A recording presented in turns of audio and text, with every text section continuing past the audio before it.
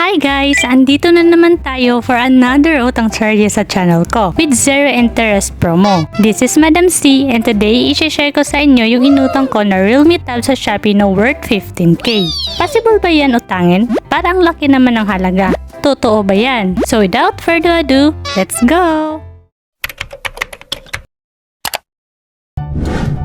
Yes po, possible po umutang ng mga pricey products sa Shopee basta't may SpayLater ka lang. Kung may malaki kang SpayLater credits, pwede mo ito gamitin pambayad sa order mo as long as kaya pa ng balance ng SpayLater mo. Kahit hindi na kaya ng SpayLater credits mo, basta kaya mo bayaran yung remaining balance agad-agad, pwede din yan. And mas nakakaganda sa paggamit ng SpayLater, pwede mo siya utangin for installment up to 12 months. And may zero interest din sila na promo which is very worth it kasi wala ka talagang babayaran na tubo sa inutang mo na item. So today, ipapakita ko sa inyo yung pag-checkout ko sa Realme Tab ko dito sa Shopee. So nag-promo pala yung Realme noong January and na-checkout ko siya January 15 which is yung payday sale. So naka-avail ako ng item nila na naka-zero interest which is yung Realme Pad ko ngayon.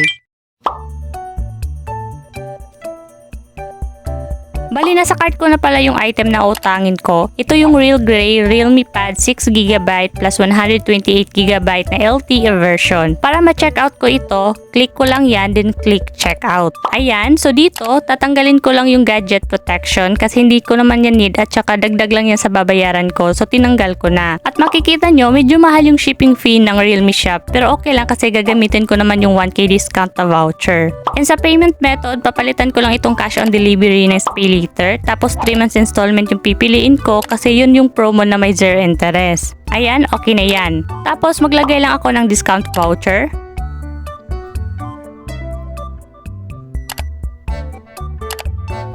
Ayun, nales na yung voucher sa total payment. Tapos lagay ko na din yung konting coins ko para males pa ng 5 pesos. Ayun, less na. Bala, ito na yung total payment ko. Ito lahat ang babayaran ko gamit ang SpayLater. Sa bandang baba naman, andito yung payment details nitong order ko. So, babayaran ko na itong order ko using my SpayLater credits. So, click ko lang itong place order. So, bali dito, ilalagay ko lang yung Shopee Pay PIN ko. As always na in-explain ko sa vlog ko, hindi nyo na makikita dito yung paglagay ko ng PIN kasi nakasensored yung screen record ko kapag sensitive yung nare-record like mga password. So, hindi na makikita yun, kaya all black yung screen ko. Pero after naman ilagay yung PIN, ayan, mapupunta tayo dito. Bali, makikita nyo dito yung nabawas na amount sa SpayLater credit ko. Ito yon. And ito na lang yung available or natirang SpayLater credits ko after siyang nabawasan. Since na akong nagbayad, makikita ko na yung order ko doon sa to ship. So, punta lang ako sa to ship para tingnan ko yung order ko. Ayan, ito na yung order ko. Nasa to ship na yan. Tapos, ito yung order details niya. And ayan, may freebies pala ako dito nakasama. Tapos, makikita nyo dito, SpayLater yung payment method. Hihintayin ko na lang ito ma-ship ng Realme Shop para magantay na lang ako ng 1 week bago dumating dito sa akin. And anyways, para makita nyo yung transaction nyo sa SpayLater, punta lang kayo sa SpayLater dashboard. Ayan.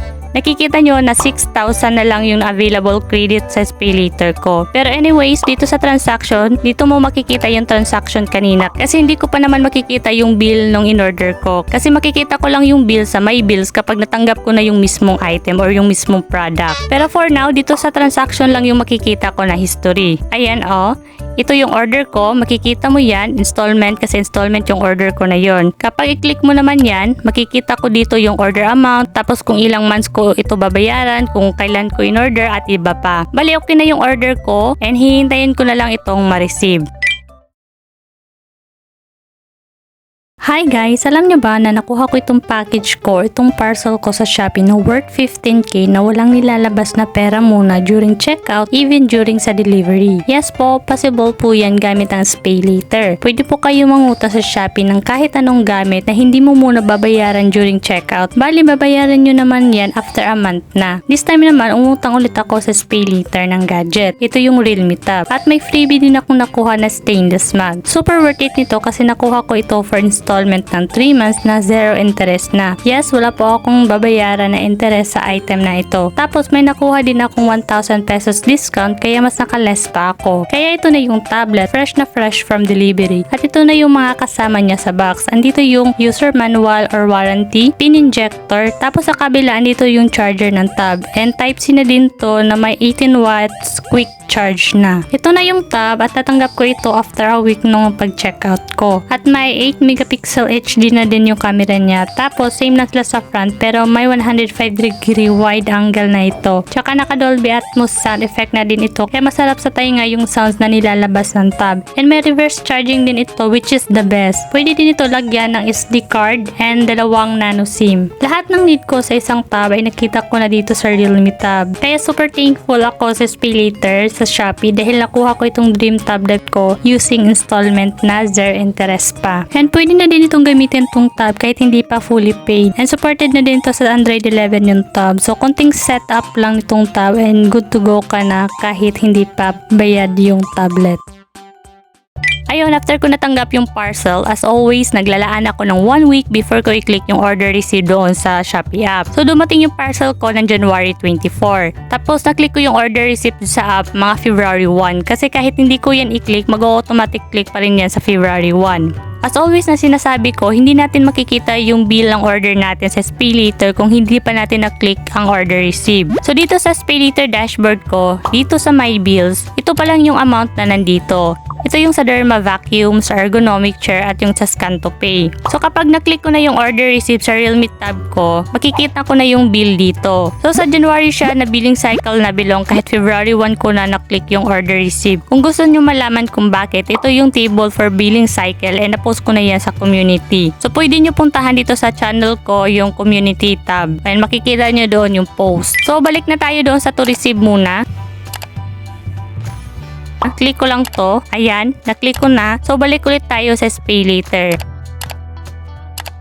Dito ulit sa My Bills. Ayan, nag-increase na yung amount ng mga bill ko dito. Kasi nag-reflect na yung bill ng Realme Pad ko na order. Makikita naman yan. So, i-click mo lang yan. So, dito sa January bill, nadagdagan na yung magiging payment ko doon sa mga previous utang ko. Yung Realme Pad yung nadagdag. So, bali ito silang lahat ang babayaran ko ngayong February. Bali, February 15 yung due date ko pa. Pero ayun, tingnan muna natin yung bill ng Realme Pad ko. Click ko lang ito. And alam nyo ba, nabigla ako dito. Bakit nagkaroon ng interest? Na 0 interest naman yung kinuha ko na item. So, ayun, nag-message ako nito sa Shopee para ma-refund yung interest. Matagal din bago ko nakuha yung refund nito, pero in the end, nawala din yung interest dito kasi ni-refund nila sa last payment ko. So ayun, gagawa lang ako ng another vlog kung paano ko nakuha or paano nawala yung interest na nandito. So for now, nalaman natin na ayun, may mali sa billing nitong order ko kasi nagka-interest siya instead na 0 installment fee dapat to. So abangan ang next vlog ko regarding this issue. So that's all for today para sa step-by-step tutorial natin kung paano mangutang sa Shopee gamit ang SpayLater. So stay tuned, subscribe to my channel para maging updated kayo sa mga next upload ko regarding SpayLater. So ayun lang,